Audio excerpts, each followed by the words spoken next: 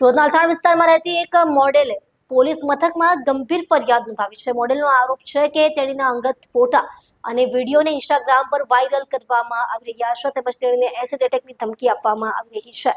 આ ઘટનાથી સ્થાનિક પોલીસ દ્વારા તાત્કાલિક તપાસ શરૂ કરવામાં આવી છે. અલથાણ પોલીસ મથકમાં નોંધાયેલી આ ફરિયાદમાં મોડેલે જણાવ્યું છે કે તેણીના કેટલાક અંગત વિડીયો અને ફોટા સોશિયલ મીડિયા પ્લેટફોર્મ ઇન્સ્ટાગ્રામ પર વાયરલ કરવામાં આવ્યા છે, જેના કારણે તેણીની પ્રતિષ્ઠાને ઠેસ પહોંચી છે. ઉપરાંત અજાણ્યા શખ્સો દ્વારા તેણીને ફોન કરીને એસિડ એટેકની ધમકી પણ આપવામાં આવી રહી છે, જેના કારણે તે ગભરાટ અને ભયની સ્થિતિમાં જીવી રહી છે. પોલીસ સૂત્રો પાસેથી મળતી માહિતી મુજબ અલથાણ પોલીસે આ મામલાની ગંભીરતાને ધ્યાનમાં લઈને તપાસ શરૂ કરી છે. પોલીસની ટીમ હાલમાં તમામ ટેકનિકી પુરાવા એકત્રિત કરવામાં વ્યસ્ત છે. અંતર્ગત સોશિયલ મીડિયા પર વાયરલ થયેલા વિડીયો અને ફોટાની ચકાસણી તેમજ આઈપી એડ્રેસ અને અન્ય ડિજિટલ પુરાવાઓ એકત્ર કરવાની કાર્યવાહી હાથ ધરવામાં આવી છે.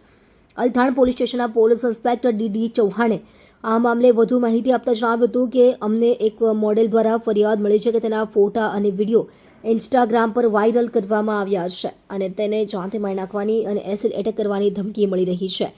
અમે તાત્કાલિક ફરિયાદ નોંધીને તપાસ શરૂ કરી દીધી છે. મોડેલનું નિવેદન લેવામાં આવશે અને તમામ ટેકનિકી પુરાવા એકત્ર કરી કાયદેસરની કાર્યવાહી કરવામાં આવશે. રસપ્રદ વાત એ છે કે આ અગાઉ પણ મિતેશ જૈન નામના શખ્સ વિરુદ્ધ સુરતના વિવિધ પોલીસ મથકોમાં ફરિયાદો નોંધાઈ ચૂકી છે. જોકે હાલની આ ફરિયાદમાં મિતેશ જૈનનું નામ સામે આવ્યું છે કે કેમ તે અંગે પોલીસે સત્તાવાર પુષ્ટિ આપી નથી. પોલીસ આ દિશામાં પણ તપાસ કરી રહી છે કે અગાઉના કેસો અને નવા કેસ વચ્ચે કોઈ સંબંધ છે કે નહીં. પોલીસે મોડેલની સલામતીને ધ્યાનમાં રાખીને જરૂરી સુરક્ષા પગલાં લેવાની ખાતરી આપી છે. આ મામલે તપાસ ચાલુ હોવાનું પોલીસે જણાવ્યું છે અને ટૂંક સમયમાં જ ગુનેગારો સામે કડક કાર્યવાही કરવામાં આવશે તેવું પણ જણાવ્યું હતું. हाँ, ये मितेश संपत जैन जो जिनसे मेरी मित्रता थी और 2024 में मैंने इनके ऊपर रेप केस किया था, जिसके लिए इनके ऊपर जिनसे ये जेल भी गए थे और जेल से आने के बाद भी इनका लगातार टॉर्चरिंग परेशान करना आज तक जारी रहा है.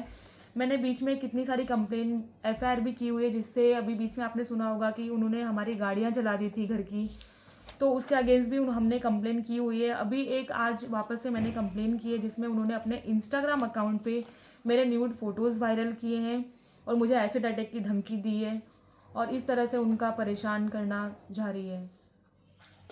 એમાં મોડલે એક ફરિયાદ કરેલી છે કે એના ઉપર મેં એસિડ એટેક કરવાની ટ્રાય કરું છું અને પ્લસ એના ફોટો વાયરલ કરું છું. મેં એને કોઈ બી એસિડ એટેકની ધમકી આપી નહીં. અગર એની પાસે કોઈ બી એસિડ એટેકની મેં ધમકી આપી હોય, મારી કોલ રેકોર્ડિંગ હોય યા મારા કોઈ બી મેસેજ હોય તો એ પોલીસમાં પુરાવા આપે. એની પાસે કોઈ પુરાવા છે નથી. પ્લસ એને એક મૂકેલું છે કે ભાઈ મેં એના ફોટો વાયરલ કરું છું. મેં એના કોઈ બી ફોટો વાયરલ કર્યા નથી. એના ફોટો પહેલાથી ઇન્સ્ટાગ્રામ પર 2020થી ઢગલા ફોટો એને જે પડાવેલા છે ફોટોગ્રાફરથી એ લોકોએ મૂકેલા છે ને હજારો લોકોએ એને શેર કરેલા છે ને નોર્મલ વ્યક્તિ માધ્યમથી મેં બી એને નોર્મલી શેર કર્યું છે ને મને જ્યારે લાગ્યું કે આ ખોટું છે એટલે મેં એને પાછું અનસેન્ડ કરી નાખ્યું 1 કલાકમાં. તો એ વિરુદ્ધમાં એને અલથાણ પોલીસ સ્ટેશનમાં મારી એફઆઈઆર નોંધ કરાવી. અલથાણ પોલીસ સ્ટેશનમાં ગત 20 ફેબ્રુઆરી 2025ના રોજ ભોગ બનનાર જે છે એમણે આવીને રજૂઆત કરેલ કે પોતાના ફોટા જે છે એ આ કામના આરોપી મિતેશ સંપતલાલ જૈન દ્વારા પોતાની ઇન્સ્ટાગ્રામની ચેનલ પર અપલોડ કરેલા હોય તે બાબતનું સ્ક્રીન રેકોર્ડિંગ રજૂ કરતા કાયદાકીય રીતે આઈટી એક્ટની કલમ 66 તથા 67 અને 67 એ મુજબ આરોપી વિરુદ્ધ ગુનો દાખલ કરેલ છે. અગાઉ પણ કઈ રીતની ફરિયાદ? અગાઉ જે છે આ કામના ભોગ બનનારે અલથાણ પોલીસ સ્ટેશનમાં 2 ફરિયાદ દાખલ કરેલ છે. આ ઉપરાંત ઉમરા પોલીસ સ્ટેશન તથા વેસુ પોલીસ સ્ટેશનમાં પણ આરોપી વિરુદ્ધ ગુનો દાખલ થયેલ છે. કઈ રીતની કાયદાકીય કાર્યવાહી?